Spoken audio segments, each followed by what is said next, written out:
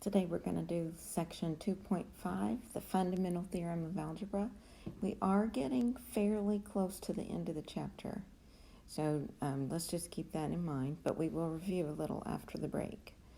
So the fundamental theorem of algebra sounds really formal, but all it says is if f of x is a polynomial of degree n and n's greater than 0, then f has at least one zero in the complex number system. Well, we've learned now from section 2.4 that we can take any number and write it in the form of a complex number.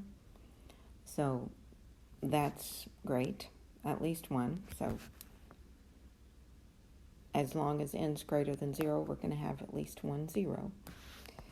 And this one, so there's not much we're going to do with the fundamental theorem of algebra. The linear factorization theorem says if we have a polynomial of degree n and n's greater than 0, then f has precisely n linear factors. We've used this, we just haven't said it exactly like this. We've said if we had a fourth degree, then we were going to get 4 zeros. Well, then if we go backwards, those 4 zeros come from 4 different factors. So that makes sense.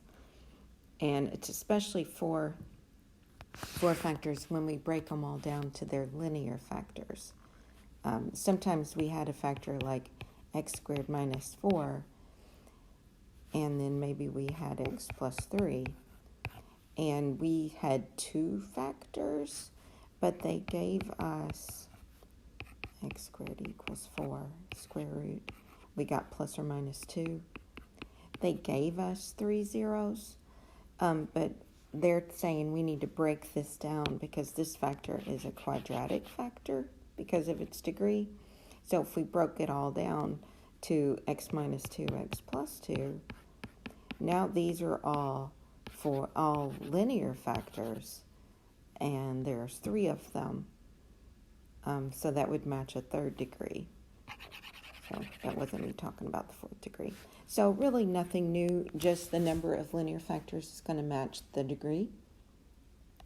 So first thing we're going to do is just talk about if we have f of x equals x minus 2, you could see that as one factor, or you could just set it equal to 0 and get 1 0. And it's a first degree because my degree is 1. And then if you had this one, we're just doing a broad recap, x squared minus 8x plus 9. That would factor to x minus 9, x plus, no it doesn't. Let me change that a little. That would factor to x minus 7, x minus 1. So we get 2 factors, which would give us 2 zeros. Second degree, 2 zeros. And then they go a little further. What if you have x cubed plus 4x? Well, we set it equal to 0. We factor out a GCF. We cannot factor this further, but we can set our factors equal to 0 and get all the zeros for this problem. It's a negative under a root, so we're going to get plus or minus 2i. So we have 3 zeros this time, third degree, but I was not able to break this one down to the linear factors. Although I can now, I can take, we know that this becomes just x, and let's take this. So we get 2i equal to x and negative 2i equal to x. Well, if you make this equal to 0, then that is x minus 2i. And if you make this one equal to 0 by adding it over, you get x plus 2i. So our three factors are x, x minus 2i, and x plus 2i. So I can't factor this number down more in the real number system, but once I set it equal to 0 and I find my zeros, I can break it down to its factors. And last, we'll look at f of x equals x to the fourth minus 1. You can't set it equal to 0 until you have it at least as a quadratic. So this is a fourth degree. It's too large. So you've got to factor it. That's a difference of squares. X squared minus 1, x squared plus 1.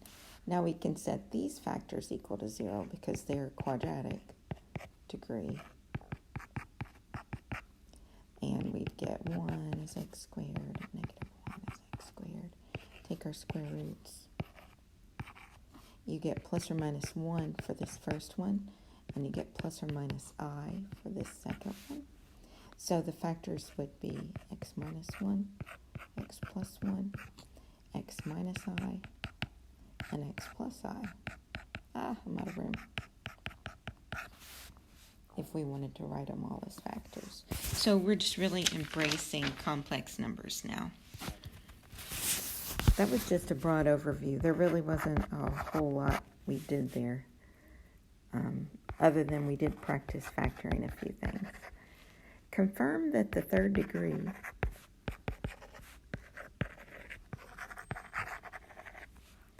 polynomial function f of x equals x cubed. Oh, I just did this one. Let's do a different one. F of x equals x cubed plus 4x squared plus 9x plus 36 has exactly 3 zeros.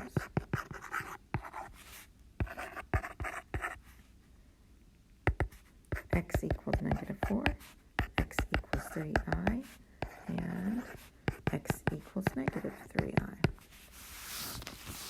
Well, they want us to do this by factoring. Factor the polynomial completely.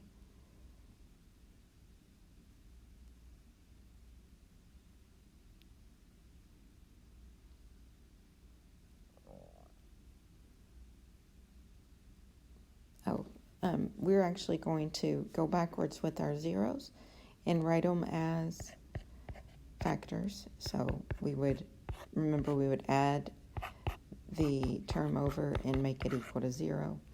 So this one, if we did the same process, we would minus the 3i on both sides to get it equal to 0. And this one, we would add the 3i on both sides to get it equal to 0. So our function would be x plus 4, x minus 3i, and x plus 3i. I very, very much need you to multiply the numbers that are similar, the factors that are similar together first. So we'll just bring down the x plus 4. And when we go to multiply these x plus 3i and x minus 3i, we realize they're conjugates. So all we have to do is a squared minus b squared. So x times x is x squared minus 3i times 3i is 9i squared. So then you remember from the lesson Tuesday, I squared is negative 1. So this is x plus 4 times I squared minus 9 times a negative 1. That becomes plus 9. And then we would need to FOIL this. X to the third plus 9x plus 4x squared plus 36. And really we should write it in the right order. X to the third plus 4x squared plus 9x plus 36. And we just verified that that's what we started with. So it does have exactly those 3 zeros that they gave us. The other way to go about it would be opposite. We could take the original and try to factor it to find those zeros. Both ways are great. This has 4 terms, so we would try to factor by grouping. And through the process of factoring, we would find that we have those zeros. I'll try to do the other one a different way for you.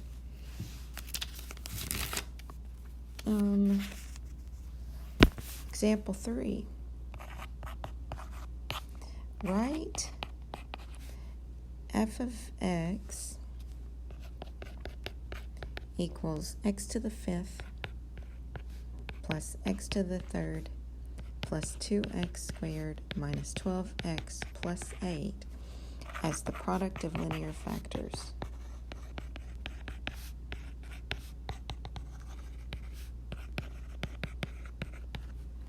And list all the zeros.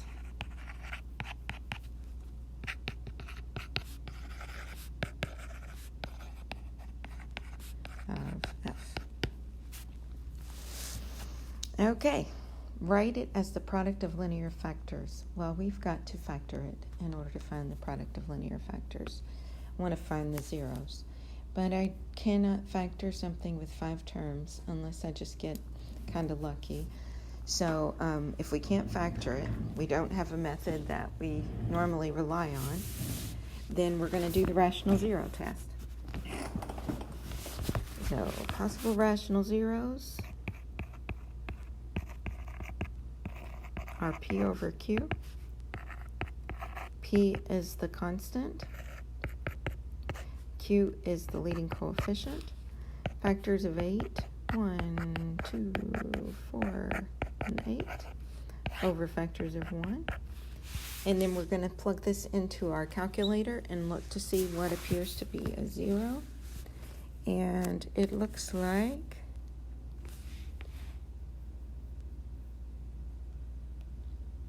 -2 is a 0. So let's do synthetic division with -2. And as we get started, we look to see it's in order, and we look to make sure no one's missing, but it doesn't go 5, 4, 3, 2, 1, none. 4 is missing. So when we put the coefficient for x to the 4th, we'll put a 0. And it is important that you put that 0. So bring your 1 down, -1 times 2. Do your synthetic division.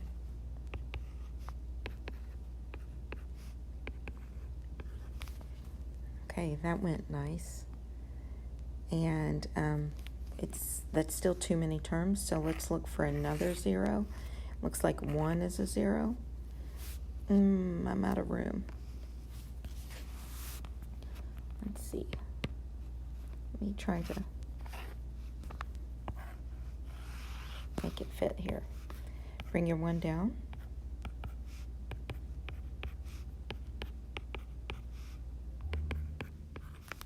And this looks like it'll factor by grouping, but I have tried to preach to you all a little bit about trying to get it down to a quadratic. Let me show you what the graph looks like so we can practice something. In the book, they give us a picture of the graph. So we can see the zeros that we're using. This is the -2 that we used.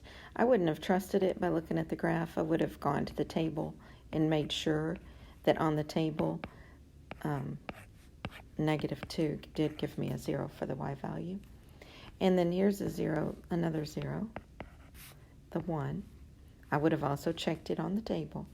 Now let's look at the difference in the way these zeros are graphed. At this intercept, it crossed through, so that was an odd multiplicity. So maybe it was 1 time that we got a -2, or maybe it was 3 times. But this, at 1, it hit the intercept and it bounced off. That means we had an even multiplicity. So 1 occurred at least twice, maybe 4 times.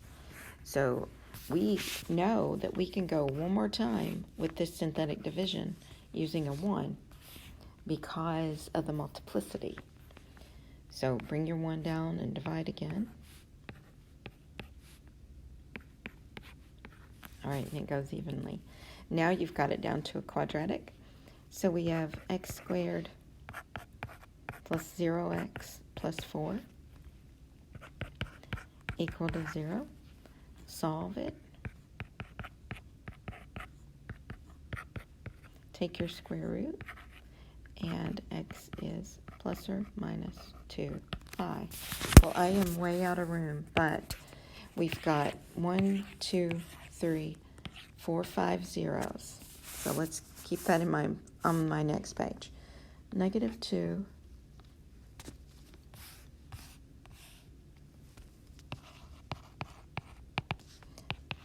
1, a 1, and 2i, and negative 2i.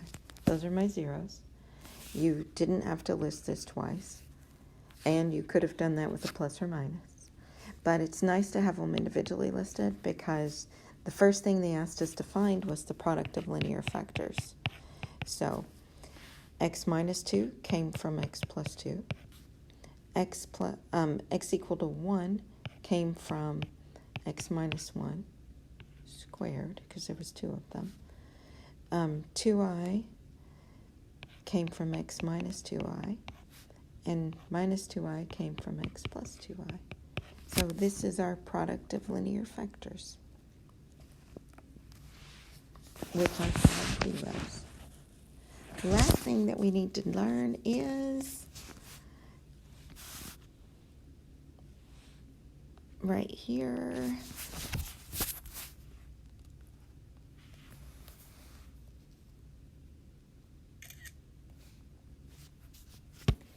Complex zeros occur in conjugate pairs.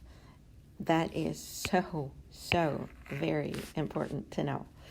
So if x is a polynomial function with real coefficients, and if a plus bi, and b can't be equal to 0, so it is a true complex number, is a 0, then the conjugate a minus bi is also a 0.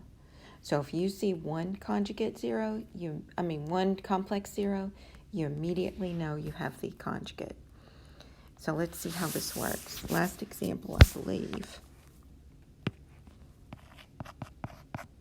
Find a 4th degree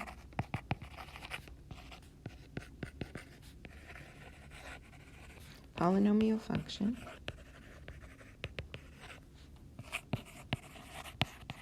with real coefficients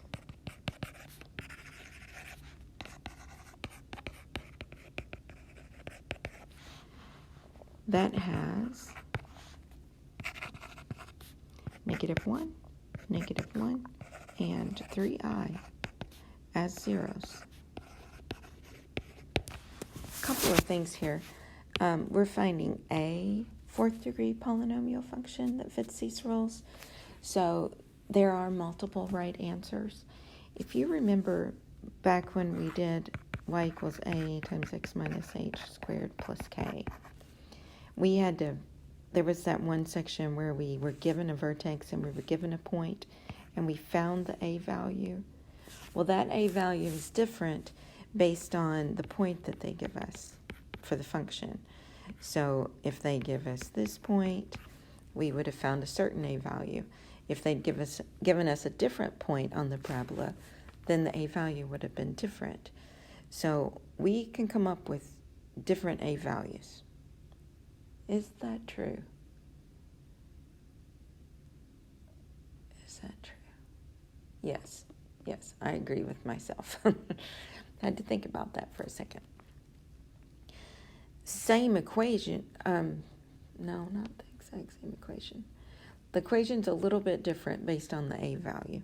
So we aren't going to find a values here. I just needed you to realize that there were multiple right answers. We're all probably going to find the same right answer because we're not going to probably do anything fancy. We're just going to stick with this set of information they gave us and not multiply everything through by a constant. Second thing I want to talk to you about is we're going to have real coefficients. We're just not going to have any coefficients of our variables that are imaginary. So we're using real coefficients. Probably would not even come into play here. But here we go. We have these are our zeros. -1, -1, and 3i. Well, if 3i is a 0, immediately we also know negative 3i is a 0 because complex zeros occur in conjugate pairs. So it's super important that we would know that. Now that's 1, 2, 3, 4 zeros for our fourth degree. So it's looking really good. Now we're just going to write it, instead of as zeros, write them as factors. So we have x plus 1, another x plus 1, x minus 3i, and x plus 3i. And now when we have to multiply these out and we have to choose who to group together first, we're going to group like binomials together and like binomials together. That's going to make the most sense, especially with your complex roots. So here we're going to get these first two. We'll get x squared plus 1x and plus another 1x is plus 2x. And last gives us plus 1. And we'll have to multiply that by what we get here. But lovely, because these are conjugates, so it's x squared. And then minus 9i squared. Now don't forget, I squared is negative 1. So this is x squared. Negative 9 times negative 1 is plus 9. Now we need to distribute a lot again. I'm going to go with the x squared here in the second one and distribute this way. So we get x to the fourth plus 2x to the third plus 2x. And now we'll multiply with the 9. Plus 9x squared plus 18x plus 9. And then we'll combine like terms. X to the fourth plus 2x cubed plus 9x squared plus 20x plus 9. And that is a polynomial function that satisfies those requirements. It looks like I made a mistake somewhere. Let me pause it and see if I can find it. Apparently I can't multiply x squared by 1 right, and I got a 2x. It should be a x squared right there. I think that's my only mistake. So that changes my final answer to, the first two terms were great, plus 9x squared plus